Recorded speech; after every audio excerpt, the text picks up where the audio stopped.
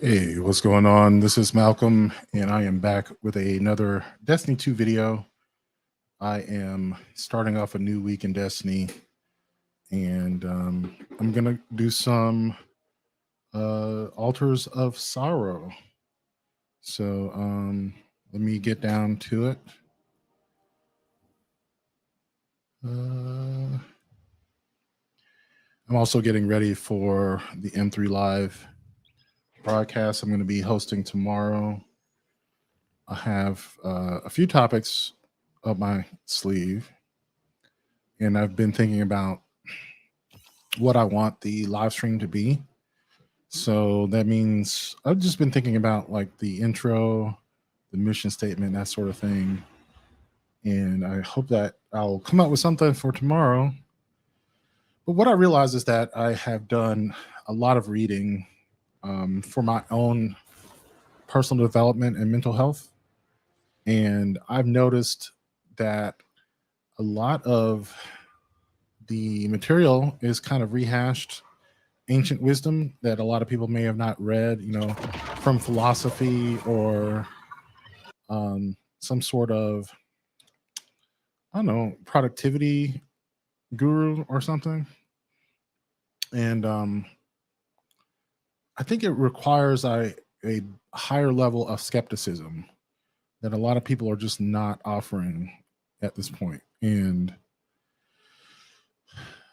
yeah, I think the skepticism will probably, hurt their sales in a way, like you have to be, overly selling your point of view. What I've found though is in my reading, maybe 1 in 10 books will give you something different, um, something interesting that has real value. And I'm hoping that I can bring some of that to the live stream. And I think one of the benefits of the way I have it set up is that I have a very skeptical group of guys, you know what I mean, who join me for the live stream. So I get a lot of I don't people are not going to be accepting of the of some of these topics just whole cloth. And so it forces me to break it down sometimes a lot. Like sometimes eliminating some of the like maybe spiritual, philosophical, religious underpinnings of those topics. But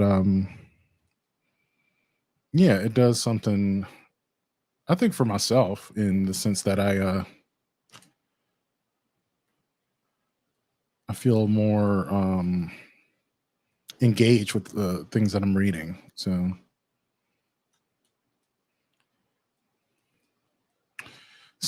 in a second, I'm going to pull out some of the things I have going. Let's see, I haven't used Rat King in a long time.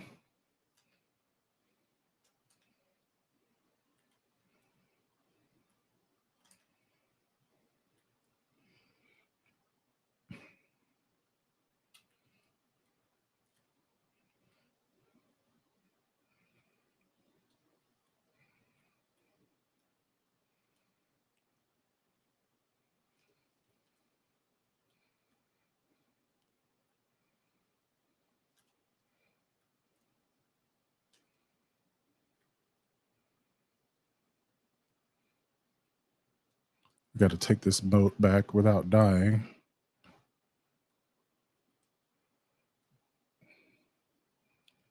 Where the fuck is I going? Oh.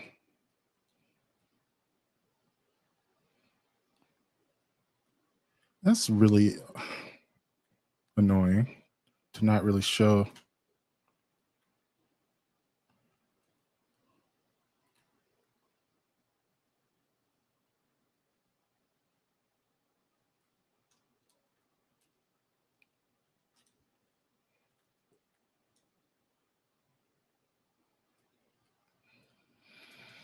Um,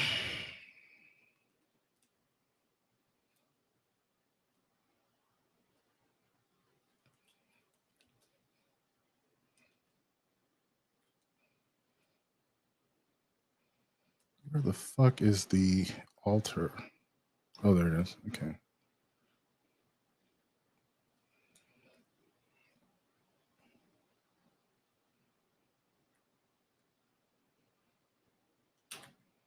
Okay, let me go get this witch.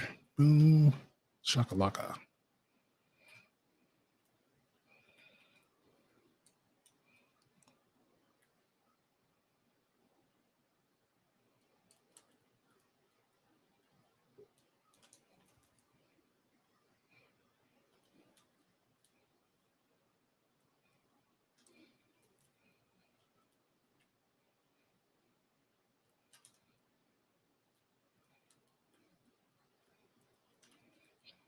Yep, that wasn't too bad. But let me see. I can actually listen to some of the videos from here.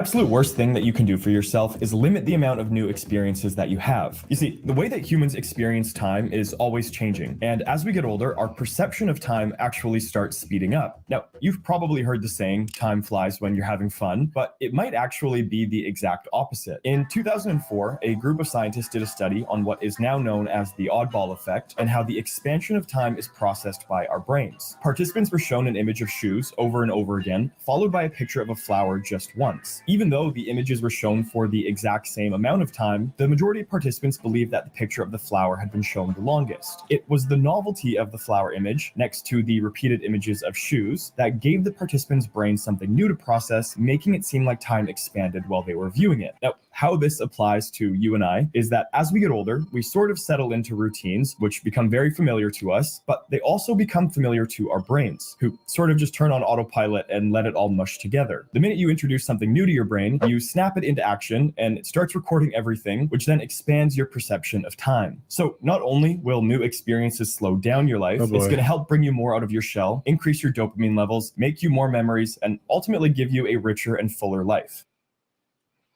All right, so that was something I pulled because I have run into this idea of the perception of time. I just finished reading 4,000 Weeks, Time Management for Mortals, and just the discussion of time as a construct, a mental construct, is really interesting to me.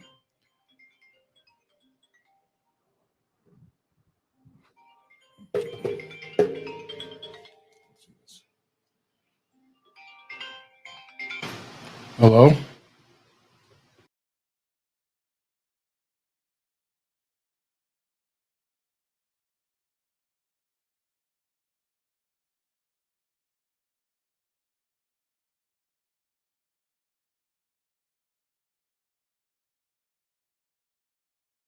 Hi, everyone. I want to talk about an article. It's called The 6 Freedoms That Black People Do Not Have Under White Supremacy. Things like freedom of emotion. This is being able to express pain and anger without being tone police, without fearing what people, especially white people, might think. Imagine constantly worrying about how your emotions are perceived and how that keeps you from truly expressing yourself.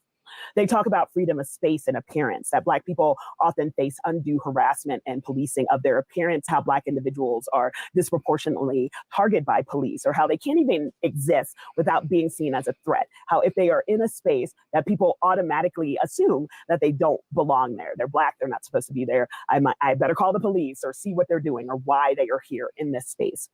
There is also freedom of memory, that Black people are often accused of dwelling in the past when they reference historical injustices, and that this memory policing, and that it keeps us from acknowledging and healing from our history because people won't let us talk about it or acknowledge it. Freedom of healing, of recovery. The lack of freedom to recover means that mistakes that Black people have made in the past are never forgotten. They're constantly reminded of their past, while white individuals are more often allowed to move forward. Freedom of self-defense, the fear that Black people face in a society where their right to defend themselves is questioned and where their fears are not taken seriously as a stark reality.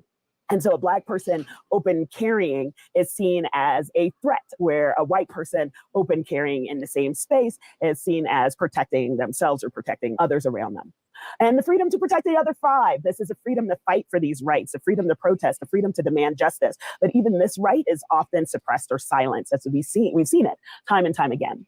And if you wonder why these freedoms matter, they matter because they're the foundation of true equity and justice.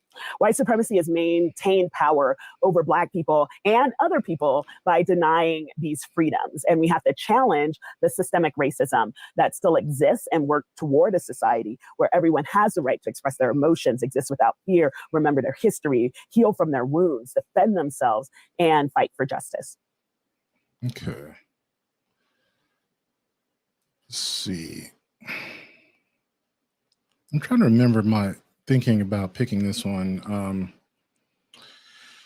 I was actually working on a video from one of the live streams we did. I haven't actually done a social justice topic in a while, but the reason I chose this one had to do with some of the things that white supremacy takes away from people of color that may not be as obvious. I mean, they're talking about a lot of those that are, but I thought the one about freedom of emotion was interesting because it gets demonstrated over and over, especially with Black women being angry or excited, or I don't know, just expressing themselves can be taken as being too much, or I mean, even in the sense of say sadness or despair. I mean, even now, even other emotions. It is a weird societal thing because we know better, right? I think I don't know. I guess I'm making assumptions there about what other people know. um, ooh, excuse me.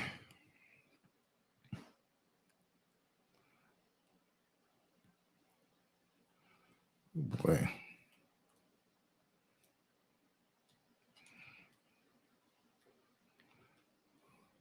I think I was supposed to be getting glaive kills. But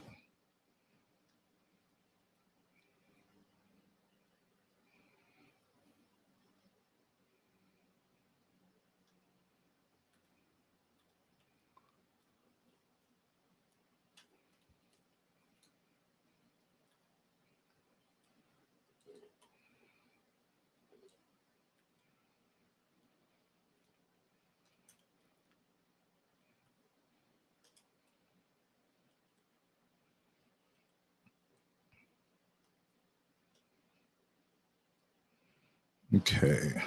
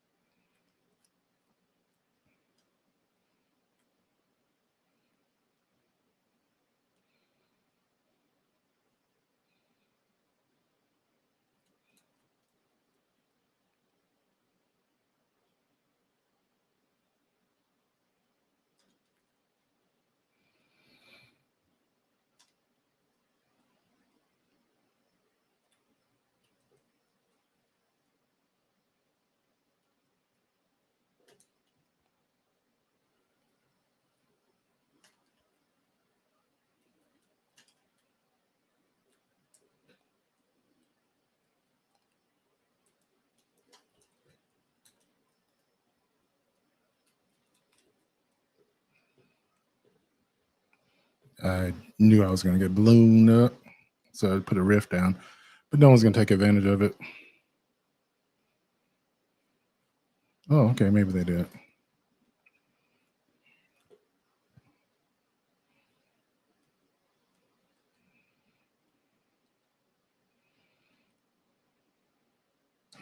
But I was thinking for this topic, I'm going to need to maybe do a little more research. I'll read the article. I think that's a good place to start. Maybe make a graphic for the actual. Ooh, what the fuck? Maybe make a graphic for the actual list of freedoms.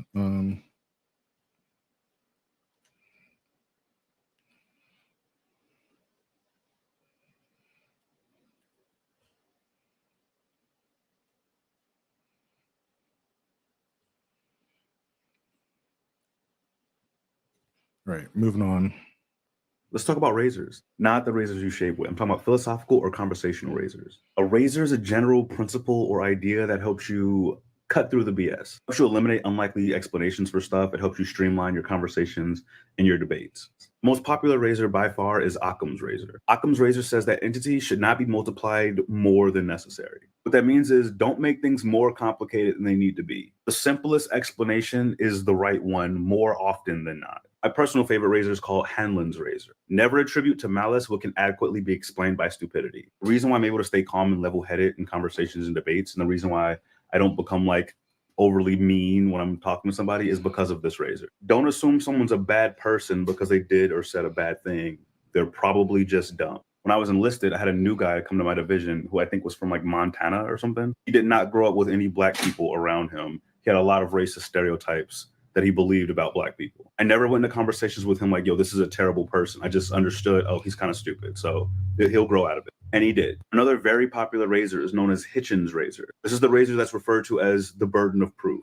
Any assertion that is made without evidence can also be dismissed without evidence. If you say something is true, you need to back it up or I'm just going to dismiss it. This is how you avoid the prove me wrong bait. If somebody makes a claim, I don't have to prove them wrong unless they've provided evidence to support their claim. So the burden of providing proof lies on the person who made the claim. Feynman's razor is the reason why I like analogies so much. If you can't explain something to a child, you don't really understand it. If you understand or have mastered something enough, you should be able to explain it in such a way that even a child could get it.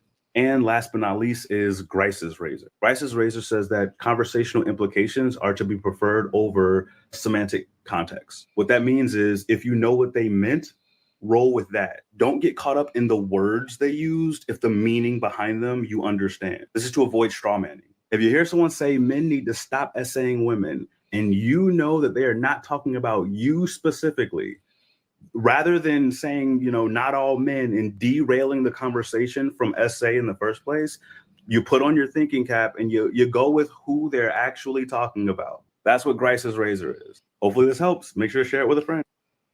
Okay.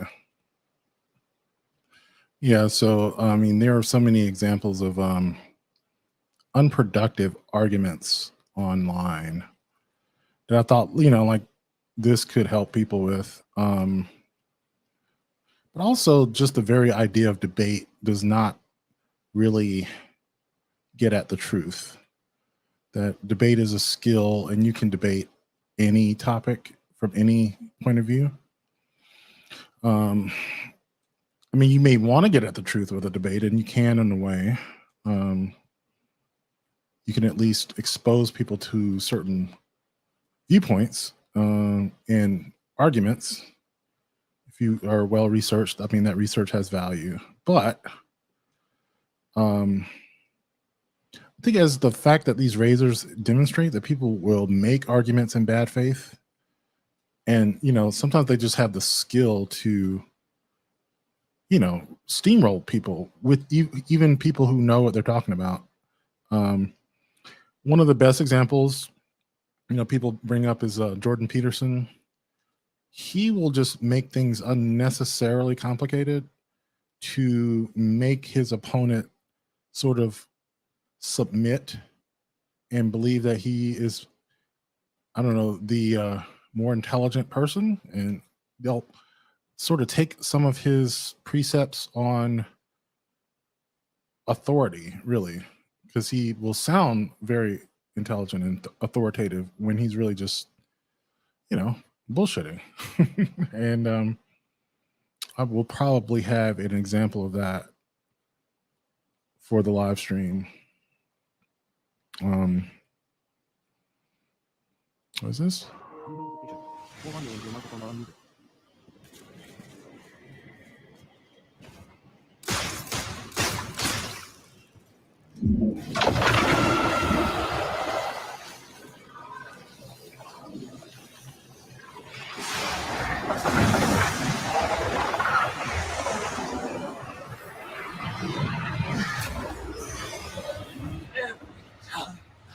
Seems like I'm execution in my chest, yearning to burst forth.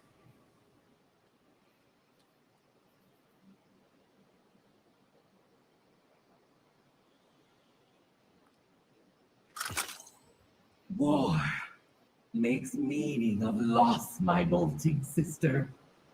Sorrow is to be conquered, occupied, made vassal to your power.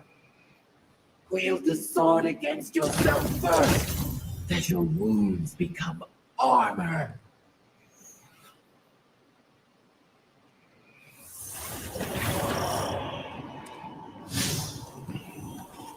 All right, let me check one more. Okay, I just read this article on Substack. It's called 6 Things I'm Trying to Say More. You can find it on Annika is Dreaming at Substack. 6 things I'm trying to say more.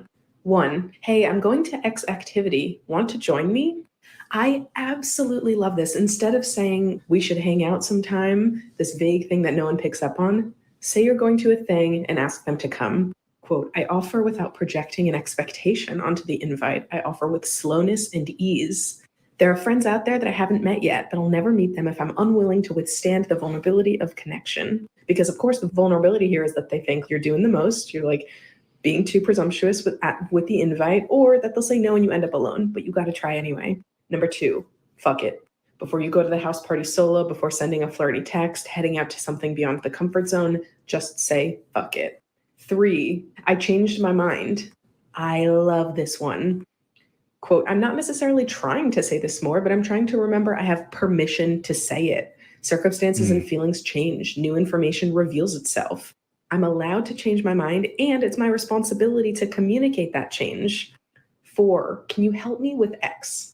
Every time I ask for help, a recognition and practice of mutual dependence strengthens, and the myth of individual autonomy is made clear. 5, I've been working on this thing. Can I show you where it's at? Anti-perfectionism as artistic accountability. I love that. It is a very vulnerable act to show someone something when it's not perfect, right? 6, look at X stunning thing. Look at the moon, look at the flower, look at that most stunning shade of blue. I love doing this. Like for me, I get a ton of joy being like, oh my God, look at all this stuff. And then Annika says, I think it's in our best interest to point out the small things that delight us. The more seemingly meaningless, the better, as this typically signals a greater presence of magic. God, these quotes are so good. Every time I learn of the small everyday things that catch my loved one's attention, the beauty of the world widens, if only an inch.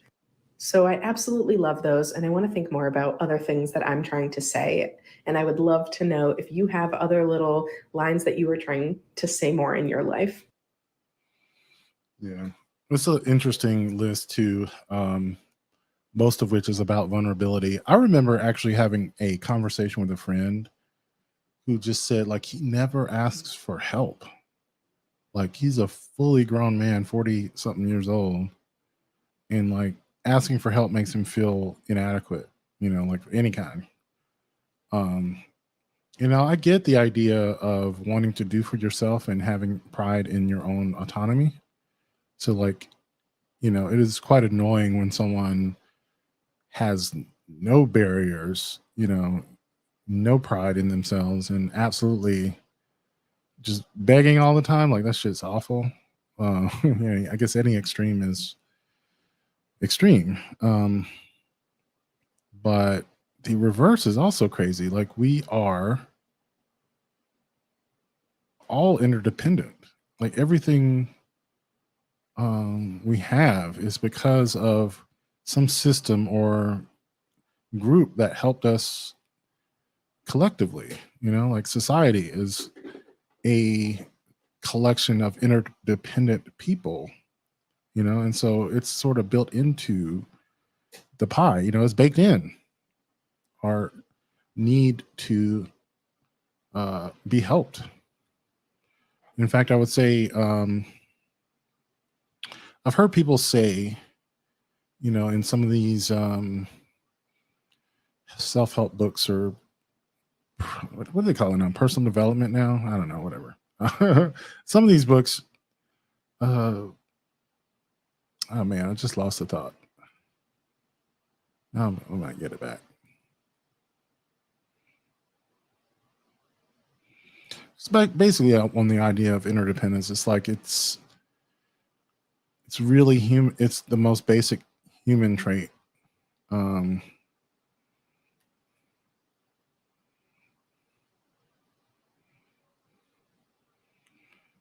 I think it's kind of telling when someone can't ask for help, right?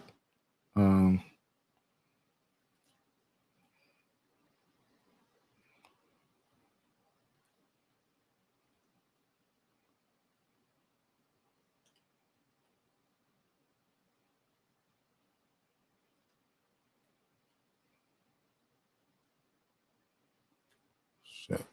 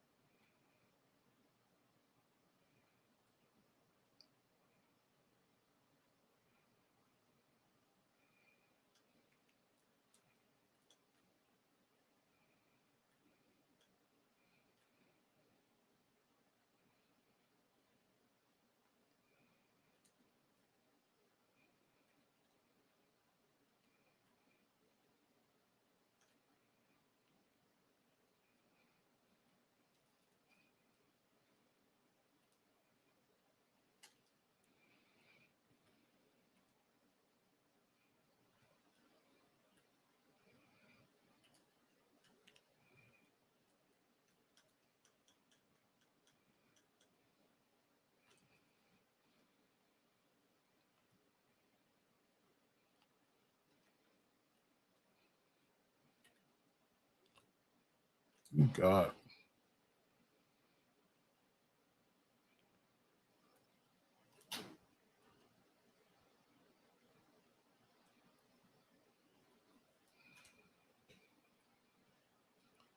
He's about to fuck me up.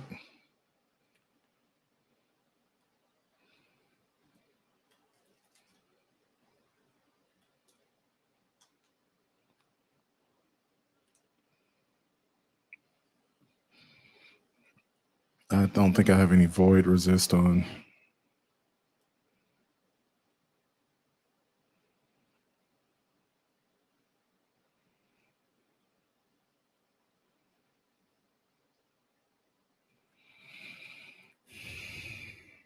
These people don't really know what they're doing either.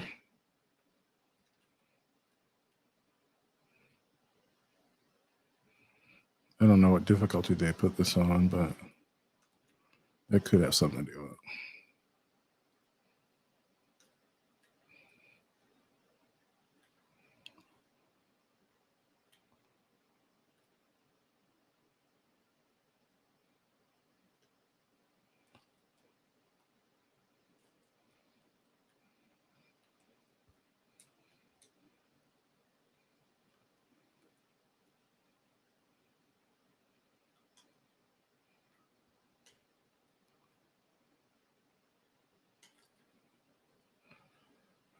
Okay.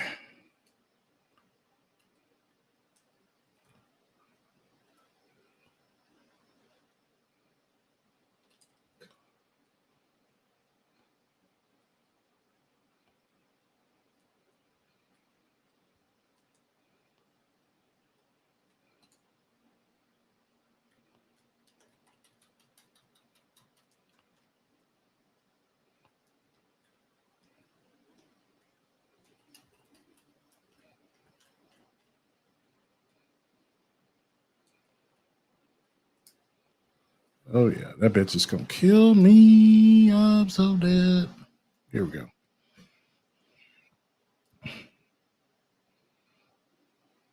But yeah, discussing vulnerability, I think, is really what that article is about. Figuring out, the vulnerability of asking a friend on a friend date. Just asking directly, talking directly. It seems so difficult for people, right? Like I get wanting to save face, but when I go on some of these apps, for hookups or whatever, they're oh my god, he put a 3 in again. The fuck is he doing? Anyway, I don't know. It's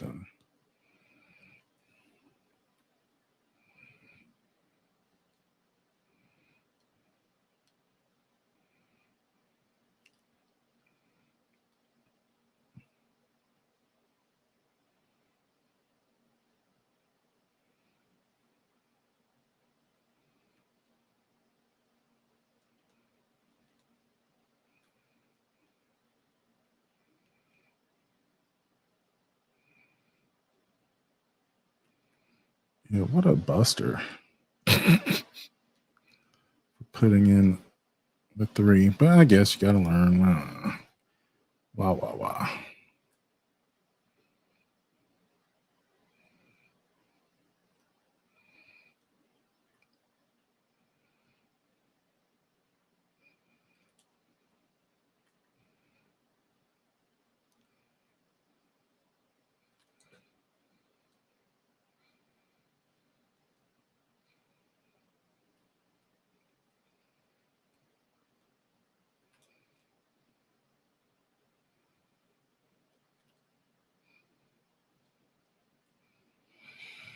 Hmm.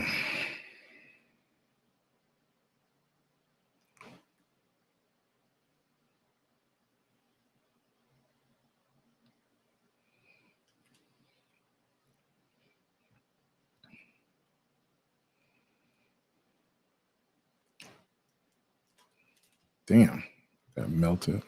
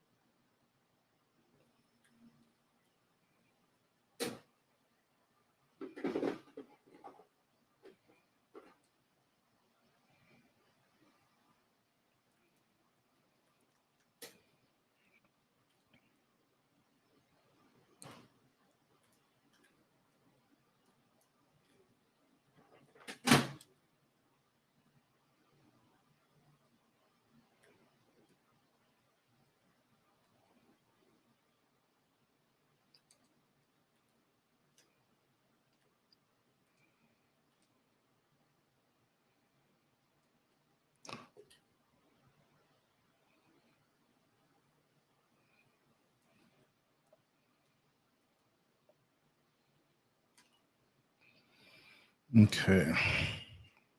See if I got another one. Nope, that was the last one. So, I'll have the news, discussion on vulnerability. I also want to talk about the discussions online. I think that's been something that I discuss a lot because I'm online to get these these articles. I'm a content creator myself, so I exist in an online space. And having a discuss about stan culture and the fact that people will obviously obfuscate the truth about something because they like a thing, or they're it's such an old thing to happen and an obvious thing that people do. I almost feel like I shouldn't have to say that, but God damn, I can't get those notes. They're disappearing.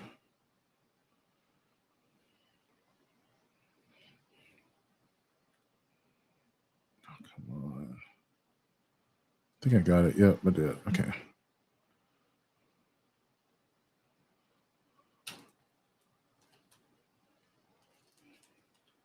Good God. Puts it on 3 anyway.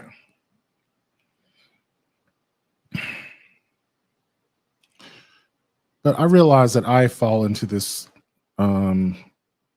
trap as well.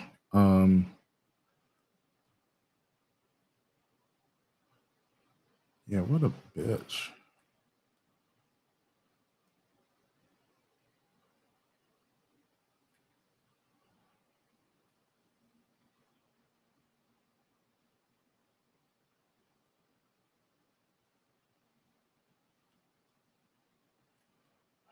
These people.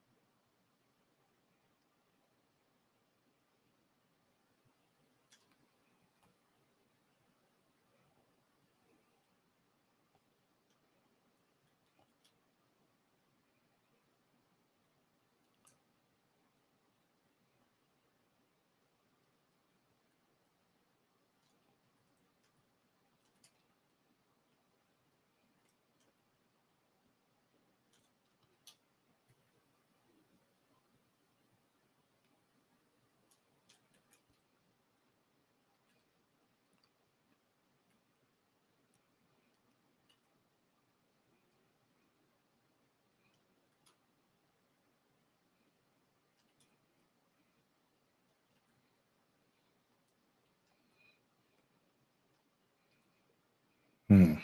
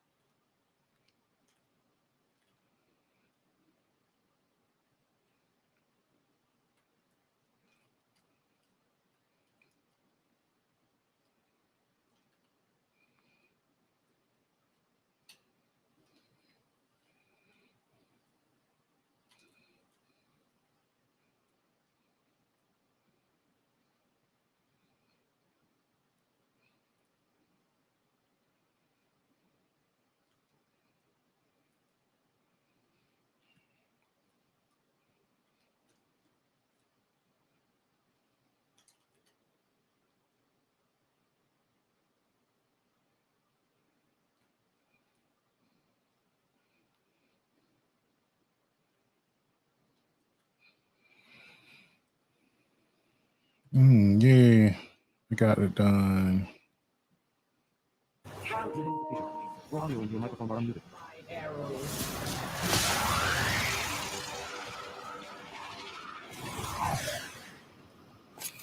Okay. Honor Savathun by fulfilling her vision.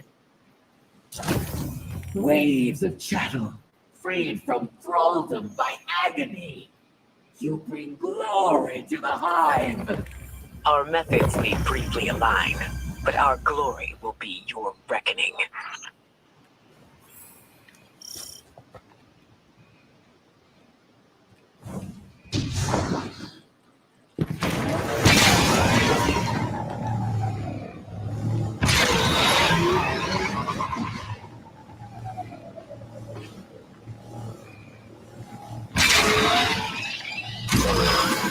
Is this the area that has the? I think it was the last one.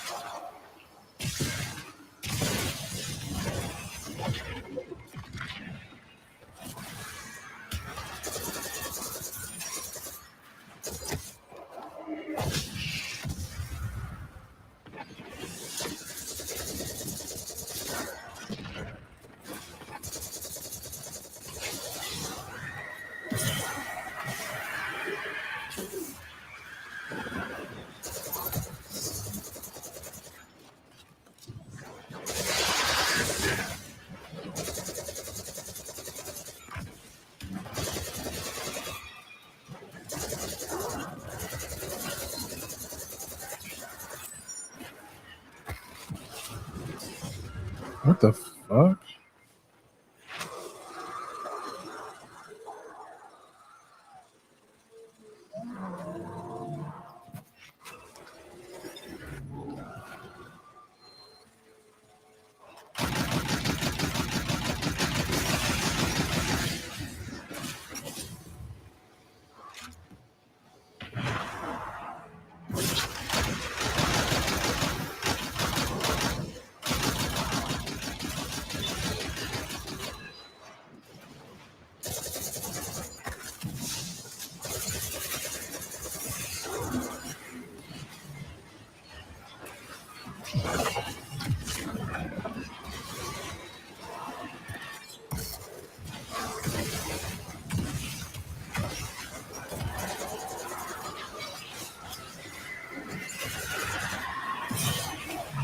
Jeez. Yeah, I was not going to survive that.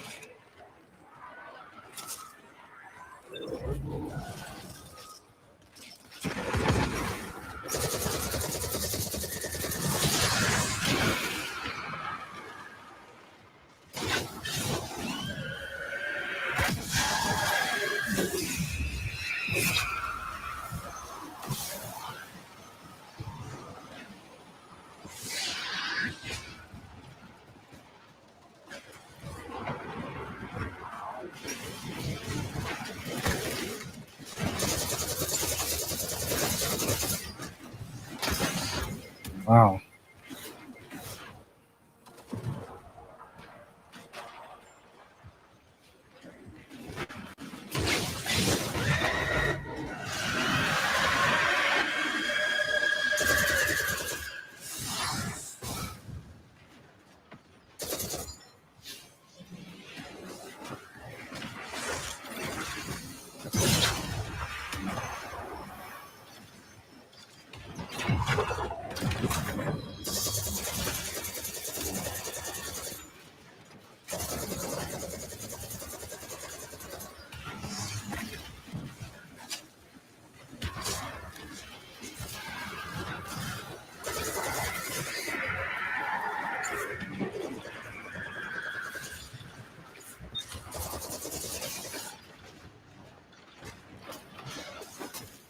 Jeez.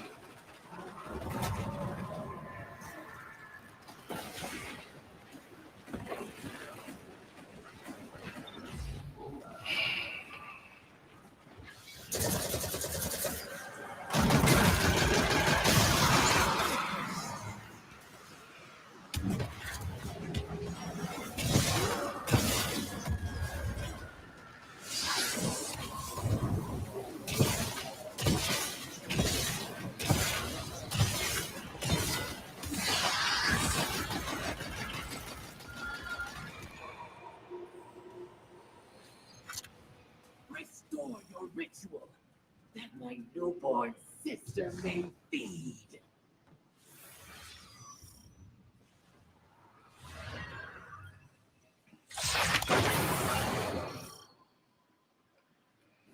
I gotta give the Scorn credit. They killed a bunch of your friends.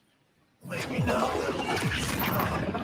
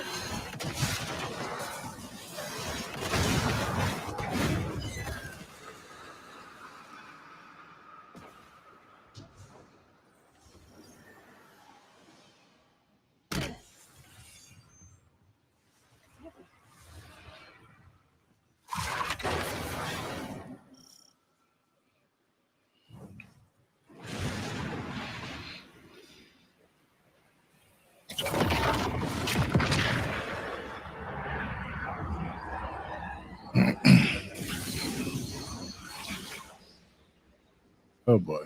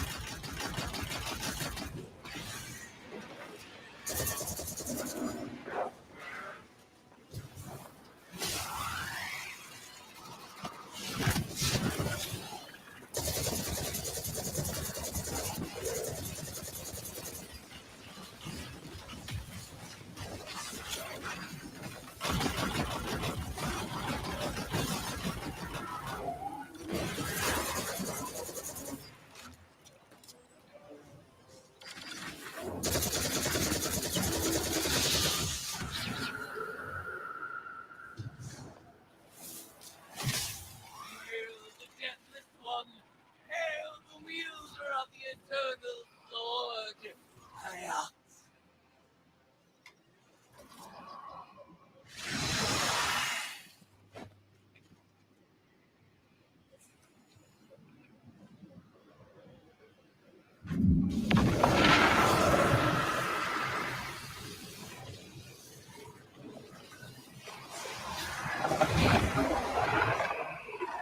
I still didn't finish my glaive.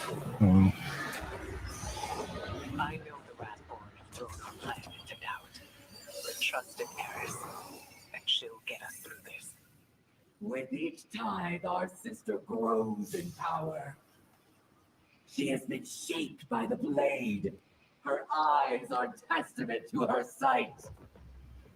She shall soon be beyond your control, Lightbearer. Eris has never been under my control, or anyone's. She wields her power on her own behalf, a truth you'll discover soon enough. Okay.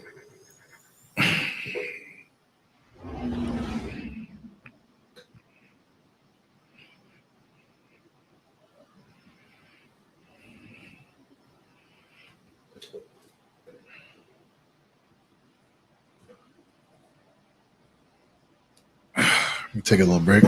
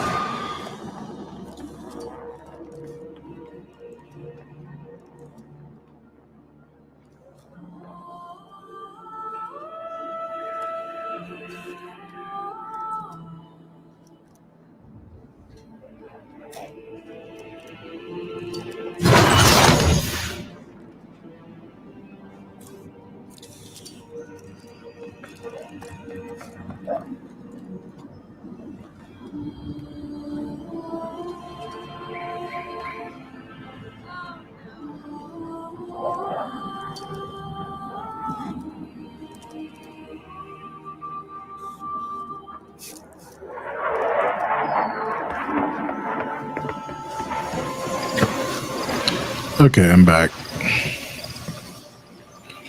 Check my postmaster. Hi there.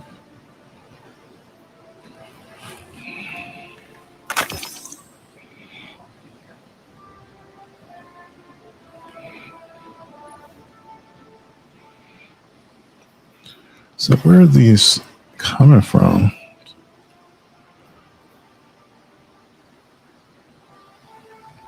It's a rapid fire frame. That's crazy. Okay. That's so many of these. Eververse isn't just a title. It's got Vanguard's Vindication, which is cool. Keep away opening shot.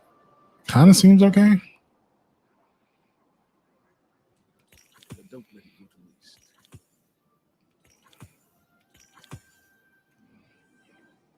The shadows encroach all around us.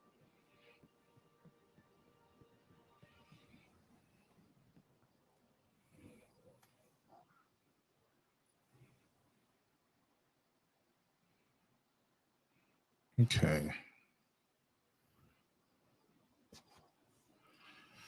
Let's go to the helm.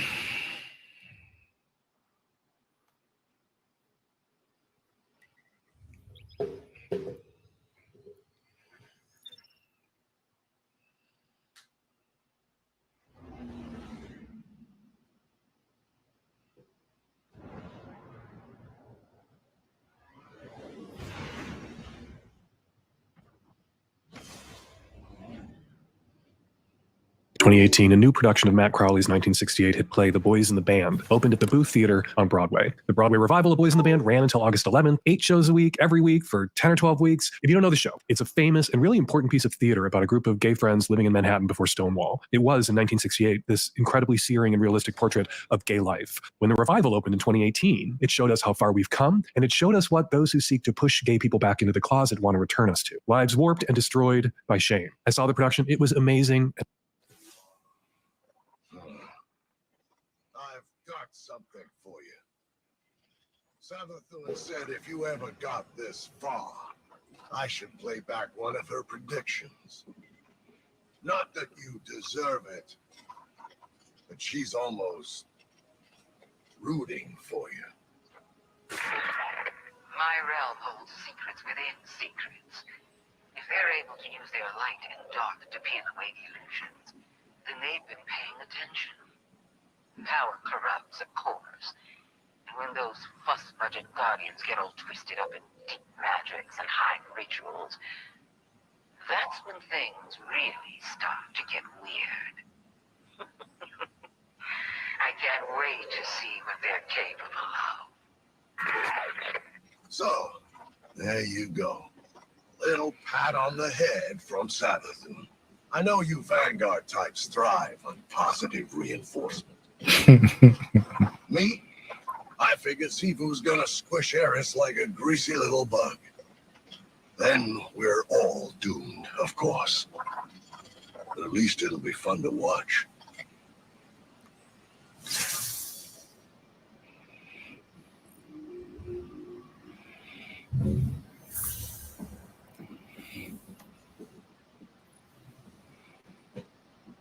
Adjusting magnification and display position. Pause button, confirm zoom adjustment. PS button and square button, switch magnification.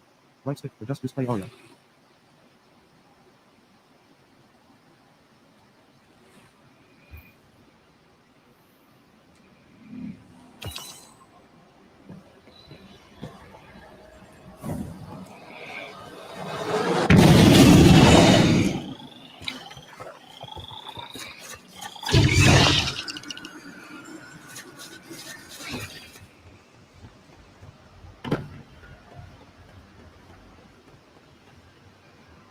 Guardian, by your incursions into Savathun's spire, the Witch Queen's experimentation is revealed, and her secrets lie open to us.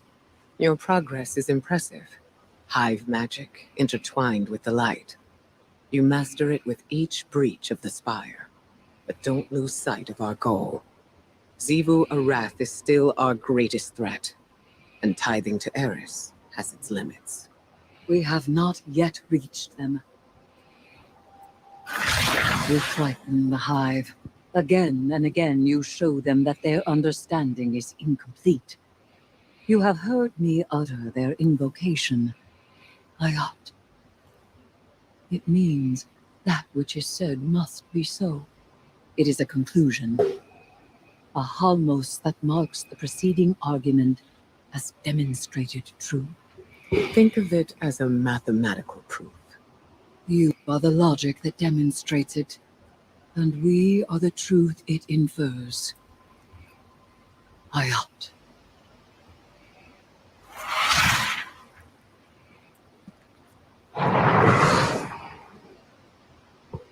She can't keep doing this.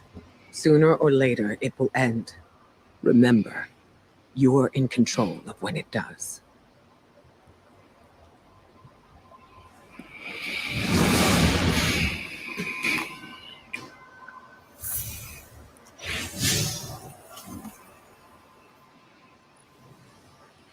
Adjusting magnification and display position. Pause button, confirm zoom adjustment. PS button and square button, switch magnification. Right stick, adjust display area.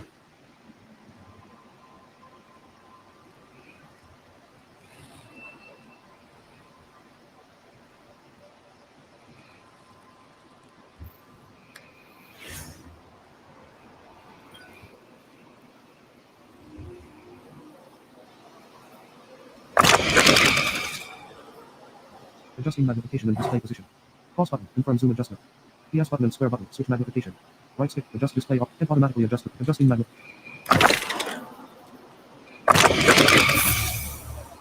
Adjusting magnification and display position.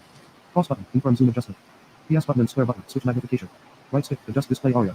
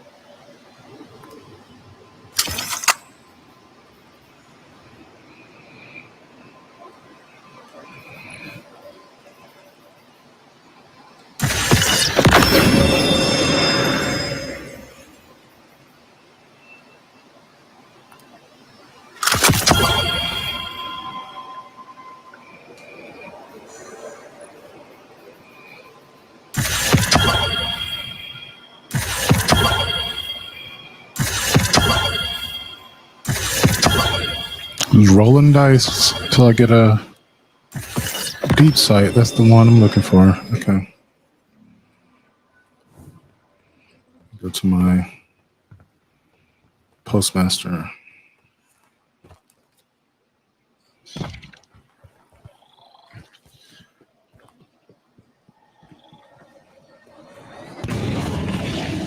I'm wondering, is that the end of the quest for the week? Probably so. Didn't seem like it was that in depth.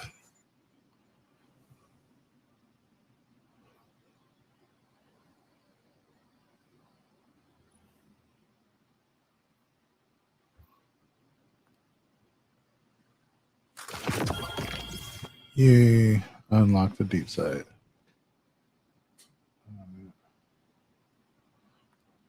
I could go craft that, I guess, if they haven't locked the crafting table.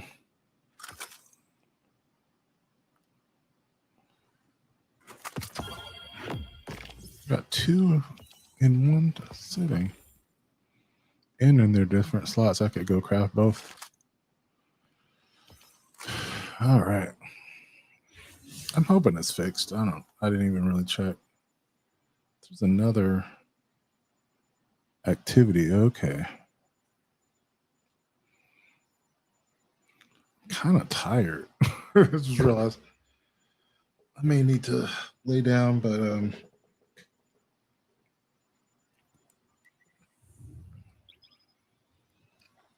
let's go to the Enclave.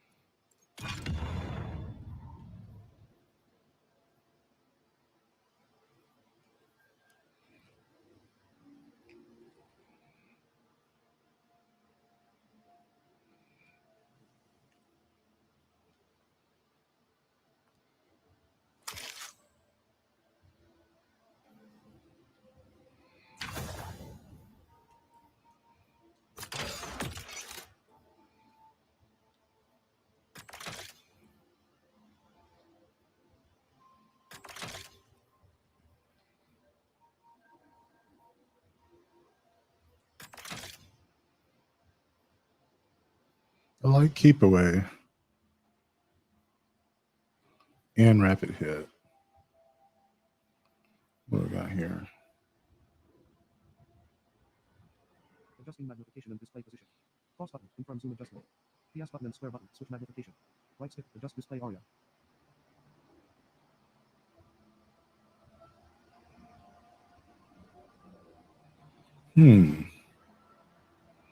Precision instrument. That's interesting. Frenzy, Adagio, Pugilist, Golden Tricorn, Destabilizing Rounds. That's a lot of good options. I think I would just go Precision Instrument. Because otherwise,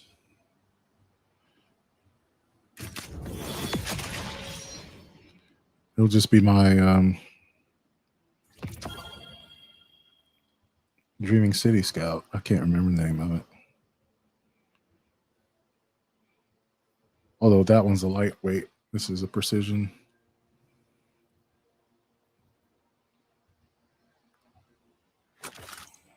Okay. Go and craft the sniper as well. Although I just don't understand why I need to. You know what? I don't need to.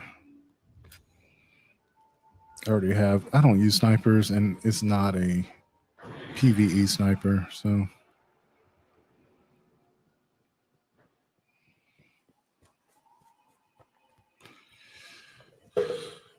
on that note, I think I'm going to call it for right now. Thank you for watching. I got a live stream tomorrow at 7 p.m. and I'm going to be working on that. But yeah, I'm going to need a little rest between now and then. So I'm going to call it.